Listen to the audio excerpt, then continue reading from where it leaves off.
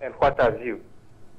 And I am never expecting that we wake up this morning listening to this very sad news. And let me put it that Ghanaians of all walk of life, we have lost a gem.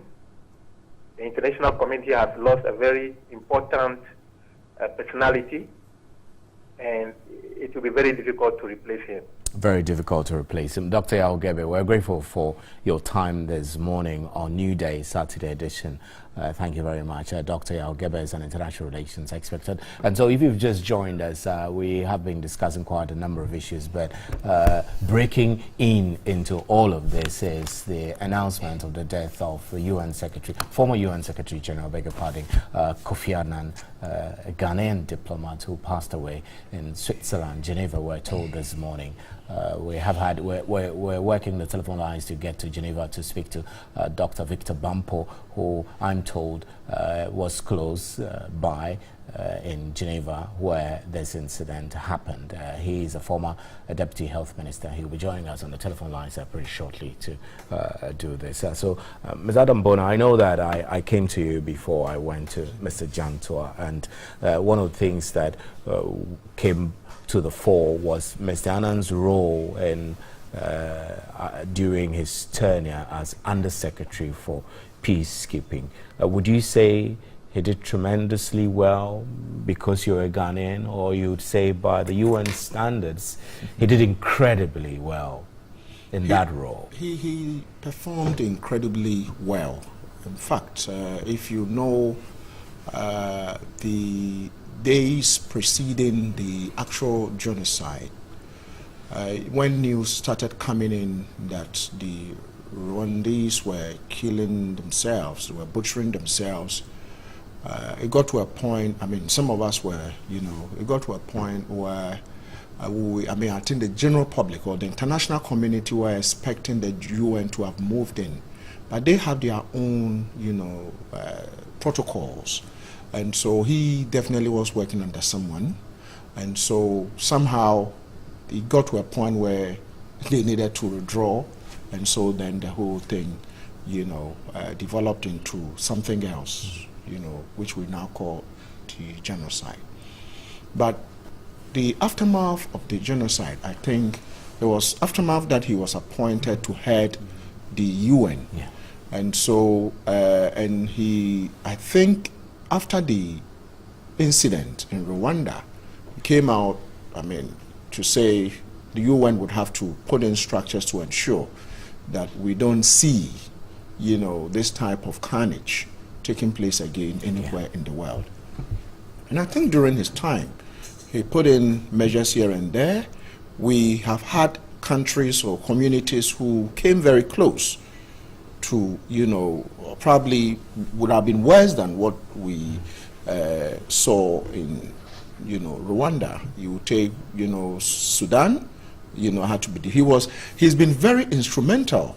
And so one would say, if you want another synonym for diplomacy, you probably would have to put in Kofi Annan. He did what probably most people would not expect the typical African to rise up to that occasion and do it. And so I would say that moving forward, I am expecting, the international community to descend into this country. And so I am hopeful that our leaders will put in the structures to be able to accommodate the international community who will be coming into Ghana to mourn with us. And so, we'll need to live up to that expectation. And so that high standard, the high standard. We shouldn't allow, and I'm expecting both minority, minority parties, CPP, this is, when you talk about political parties and all that, it all has to do with diplomacy. And so if you have someone who rose up to that level, then one would say that he's passing. And as a Ghanaian, we need to accord him all the dignity. I mean, Mandela, probably in this generation, you would want to put Mandela vis-a-vis Kofi Annan. And so let's not play with this person. Let's accord him all the respect that, an illustrious son of ours, and probably an illustrious son of the world, because that is what he lived up to. And so for me, it is a great loss to all of us, and I'm hoping that we will do things the international way, not the Ghanaian way. Not the Ghanaian way, right. This is New Day. We'll be right back to wrap up on our show tonight. Unfortunately, this morning, unfortunately, the death of Kofi Annan is not the best news we had this morning. We were going to dig very deeply into the banking crisis, but we have to apologize to our viewers and listeners that we won't be able to continue that discussion. We'll be right back. Right, so we're wrapping up this morning's New Day Saturday edition with our concluding comments from our guests this morning on the passing of Kofi Annan, the former UN Secretary General. Dr. Mensah, the UN Secretary General, I'm Fansperm old boy. That's your school, right? Yes, yes. And he stood tall on the list of your school's alumni, and sure. might have inspired quite a number of you to great he's great left heights. a legacy for some of us to emulate. I can tell you that for someone to go up there all the way to UN as a Secretary General, and then after his tenure, falling back to Ghana, and then any time he comes, you could see a reflection of Ghanaian in him, and even the wife, like Mr. Gentua was mentioned. I would say yes, in Fansperm and Ghana at large, we've lost a man of integrity, a man who knows what he's about, and possibly the world should know that Ghanaians, we cherish, our own. Therefore, we know by their side, looking at the European laws, they will say he deserves to be buried somewhere in Europe. But then Ghana, in Africa, we cherish our own. And so I believe that they will agree for us to bring him back home, have him here to come and rest as where he was born, So I believe that he's done a lot as well. I do admire him from afar because he's played a critical role in our Fourth Republic as well, even the transition.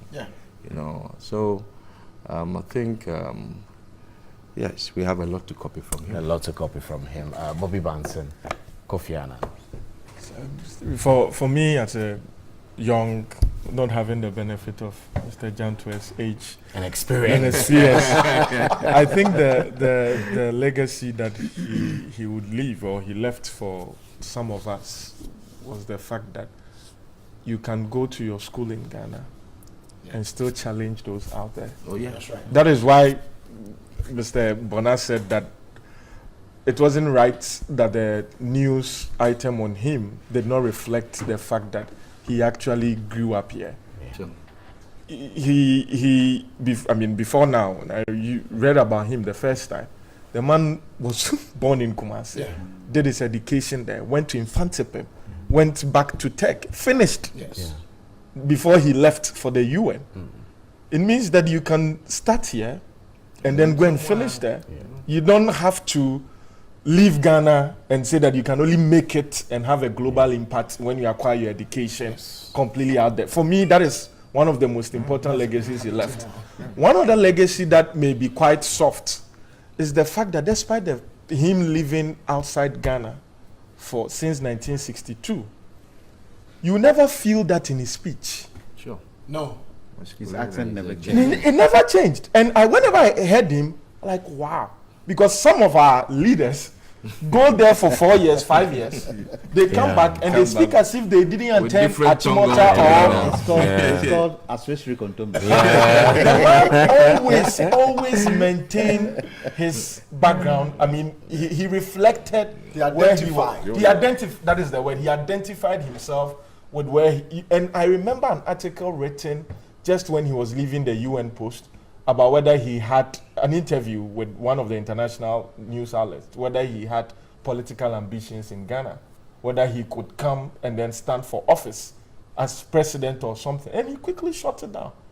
That you don't have to hold office politically in this country to make an impact. Sure.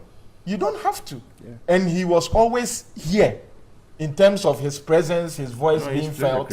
When there was any national issue, he would say it. Yeah.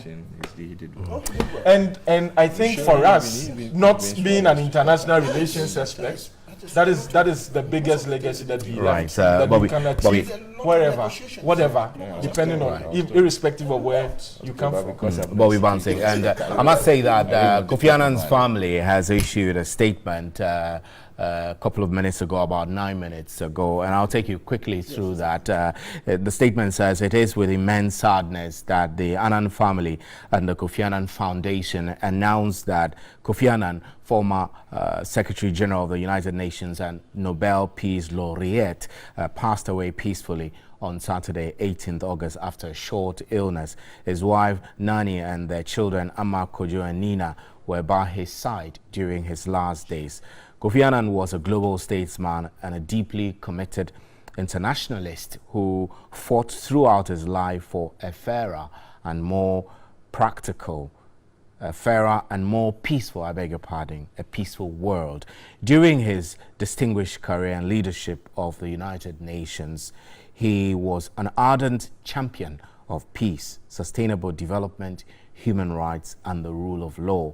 After stepping down from the United Nations, he continued to work tirelessly in the cause of peace through his chairmanship of the Kofi Annan Foundation as chair of the Elders, the group founded by Nelson Mandela. He was an inspiration to the young and old alike. Kofi Annan was a son of Ghana and felt a special responsibility towards Africa. He was particularly committed to African development and deeply engaged in many initiatives, including his chairmanship of the Africa Progress Panel and his early leadership of the Alliance for a Green Revolution in Africa. Wherever there was suffering or need, he reached out and touched many people with his deep compassion and empathy. He selflessly placed others first, radiating genuine kindness, warmth, and brilliance in all he did. He will be greatly missed by so many around the world, as well as his staff at the foundation and his many former colleagues at the United Nations system. He will remain in our hearts forever. The family kindly requests privacy at this time of mourning. Arrangements to celebrate his remarkable life will be announced later. So that's a statement from Kofi Annan's family. And that's how we wrap up with this morning's New Day. Thank you very much for joining us. For those of you who listen to us on radio, 3 from 92.7, thank you very much. And those who followed our live stream on Facebook and on 3news.com, thank you. Thank you to our panelists, Adam Bona, Dr. Lord Mensah, Mr. Kwame Jantua, and Bobby Bansing. Thank you very much also for watching on New Day. Good morning.